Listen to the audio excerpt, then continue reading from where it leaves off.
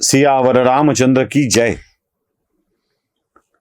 इंद्रजिताने मायावी पद्धतीने युद्ध करून रामचंद्रांना नागपाशामध्ये बांधलंय, मूर्छित केलंय. बिभीषणाने इंद्रजिताला ओळखलंय. हे ओळखल्यानंतर रामचंद्रांच्या सैन्याची जी भीतीनं गाळण उडाली आहे त्यापासून बिभीषणाने सैनिकांना सावरलंय. रामचंद्र आणि लक्ष्मण दोघांचाही मृत्यू झाल्याचा गैरसमज करून बिभीषण आपल्या सैन्यानिशी लंकेत परततोय. आपल्या पुत्राच्या पराक्रमाने रावणाला अत्यानंद झाला आहे, पण कुटिल बुद्धी असली की कोणत्याही गोष्टीचा कसा उपयोग करून घ्यायचा हे रावण ठरवतोय. कुटिल बुद्धी, माहिती खोटी असो की खरी ती सांगत राहायचं आणि खोटं पसरवत राहायचं. रावणाची वृत्तीच आहे ही, खोटं पसरवत राहायचं. काही असो, युद्ध जिंकायचंय, आपल्याला हवं ते मिळवायचंय. सत्ता नावाची सुंदरी आपल्याला मिळवायची आहे, सीता नावाची सुंदरी मिळवायची आहे. रावण खोटं बोलतो. रामचंद्रांना पराभूत करायचंय, रावण खोटं बोलतो. सत्याला पराभूत करायचंय, रावण खोटं बोलतो. रामचंद्रांना मारलंय, रावणाचं खोटं आहे. आपल्या पंतप्रधानाला अमेरिकेचा राष्ट्राध्यक्ष उचलून घेऊन जाईल, रावण खोटं बोलतो. रावणाचं खोटं बोलणं सदैव आहे बरं का.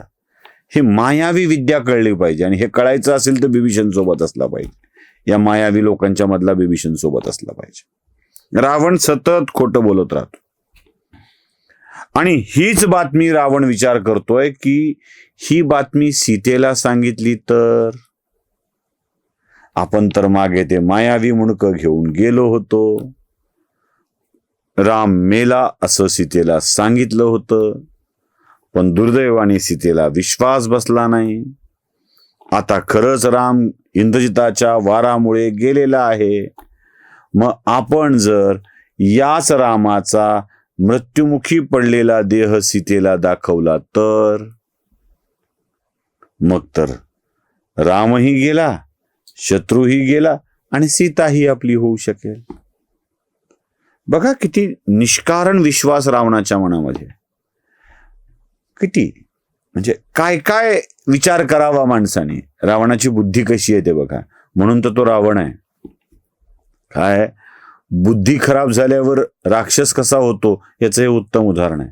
नाहीतर पुलत्स्य आणि महर्षी विश्रवा या दोन महान ऋषींचं अपत्य असलेला रावण, ब्रह्मदेवाच्या मानसपुत्राचं अपत्य असलेला रावण खरं तर एक धर्मपरायण व्यक्ती व्हायला हवा होता, पण मनात अहंकार शिरला, दुष्ट विचार शिरले की ऋषीचा पुत्र सुद्धा कसा दानवी वृत्तीचा होऊ शकतो याचं उत्तम उदाहरण आहे.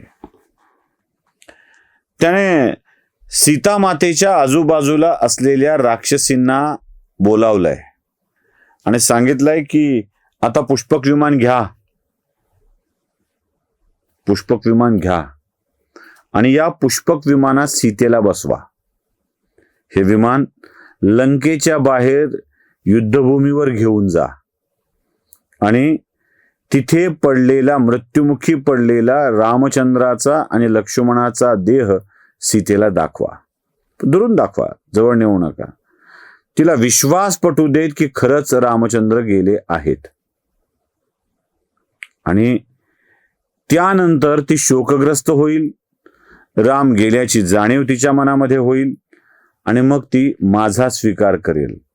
अरे रावणा, सीता मातेला रामचंद्रांच्या त्या अवस्थेकडे बघून दुःखी होईल हे 100% खरं आहे, पण रामचंद्र गेलेत हे कळल्यावर ती रावणाचा स्वीकार करेल अशी दुर्बुद्धी रावणाला व्हावी तरी कशी. पण नाही ना, ती वृत्तीच असते अशी की ते गेलं की स्वीकारेल. सीता म्हणजे काय, राजसत्तेवर, संपत्तीवर, कुणाच्याही पराक्रमावर लुब्ध होणारी स्त्री होती की काय. तिचं रामचंद्रावरती प्रेम होतं, म्हणून ती रामचंद्रांना तिने आपला पती म्हणून स्वीकारलेलं होतं. रावणासारखे कित्येक पराक्रमी, कित्येक श्रीमंत आणि कित्येक मोठमोठे राजे ज्या रामचंद्रांच्या पायाची धूळ सुद्धा होऊ शकत नाहीत, त्यांचा स्वीकार सीता करेल का? पण नाही, रावणाला भाबडी आशा. सीता सुंदरी मिळेल ही भाबडी आशा असलेला रावण आणि सत्ता सुंदरी मिळेल ही भाबड्या आशा असलेला रावण, दोन्ही सारखेच झालं. आजूबाजूच्या रक्षक राक्षसींनी आपल्यालाही एक विमान प्रवास घडेल या हेतूने सीतेला पुष्पक विमानात बसवलंय आणि युद्धभूमीकडे घेऊन आलेत. युद्धभूमीवरती मूर्छित पडलेल्या रामचंद्रांचा आणि लक्ष्मणाचा देह सीतेला दाखवलाय आणि तो देह बघून सीता अक्षरशः शोकग्रस्त झाली आहे. रामचंद्रांचा मृत्यू होणं शक्य नाही हे सीतेच्या मनात खात्री नाही, पण तरीही अवस्था बघून शोकग्रस्त आहे. असं कसं होऊ शकतं रामचंद्रांच्या सोबत? आणि सीतेचा शोक अगदीच अनावर झालाय. बस परिणाम साधलाय, सीतेला वापस नेलं गेलंय आणि ती आता आसवं ढाळत आपल्या पतीच्या त्या अवस्थेविषयी शोक व्यक्त करू लागली आहे. पण सीतेविषयी आणि रामचंद्राविषयी उत्तम भाव असलेली आणि या मायावी विद्येला ओळखू शकणारी एक स्त्री तिथे आहे. तिचं नाव त्रिजटा.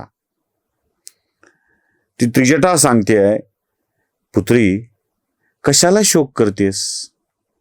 अगं या आधी दिलेल्या सगळ्या संकेतांनी काय सांगितलंय? रावणाच्या सत्तेचा अंत जवळ आला आहे. नुसता रावणाच्या सत्तेचा अंत जवळ आलाय असं नाही, तर रावणाचा सुद्धा अंत जवळ आला आहे. रावण मरणार आहे आणि तुला दाखवलं गेलेलं दृश्य दुरून आहे. रामचंद्रांचा आणि लक्ष्मणाचा मृत्यू झालाय असं तुला सांगितलं गेलं आहे. पण थांब, दोघांचाही मृत्यू झालेला नाही. दोघही केवळ मूर्छित आहेत आणि मला वाटतं की हे दोघही जिवंत होतील आणि रावणाला संपवतील. त्यातल्या त्यात एक आशेचा किरण बघून सीतेच्या मनामध्ये ही भावना येते आहे आणि इकडे युद्धभूमीवर सगळेच शोकग्रस्त आहेत, चिंतातूर आहेत.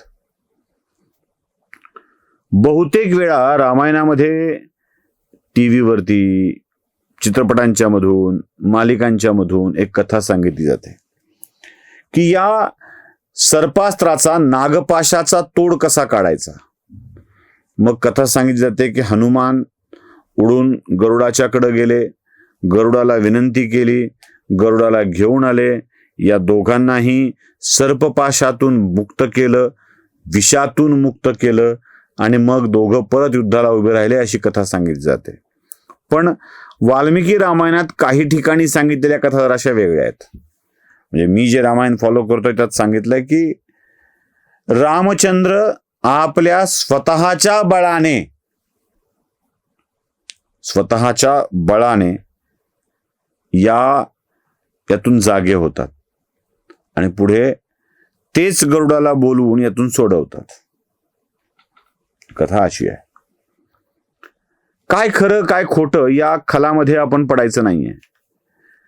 काय असतं, हजारो वर्षापूर्वी घडलेल्या घटनांच्या बाबत वेगवेगळ्या संदर्भाने कथा सांगितली जाते आणि याला उत्तम आधार आहे तो म्हणजे वाल्मिकी रामायणाची कथा.